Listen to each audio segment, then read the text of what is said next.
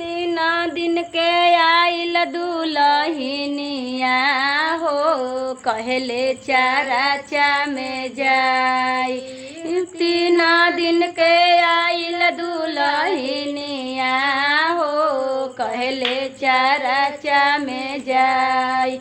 चाराचा में जाई बहो, चाराचा में जाई। चाहे सासू मारबू हो, चाहे गरियाबू, चाहे सासू मारबू हो, चाहे गरियाबू। तीन दिन के आइल दुलहिनिया हो, कहले चाराचा में जाई। चाहे गोतिन मारबू हो, चाहे गरियाबू, चाहे गोतिन अलगा करबू हो, हम चाराचा में जाई। तीन दिन के आइल दुलहिनिया हो, कहले चाराचा में जाई।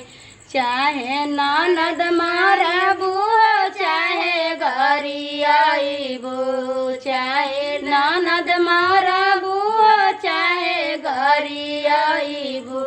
तीन दिन के आइल दुलहिनिया हो, कहले चाराचा में जाई। चाहे पति मारब हो, चाहे गरियाबा, चाहे पति मारब हो, चाहे गरियाबा।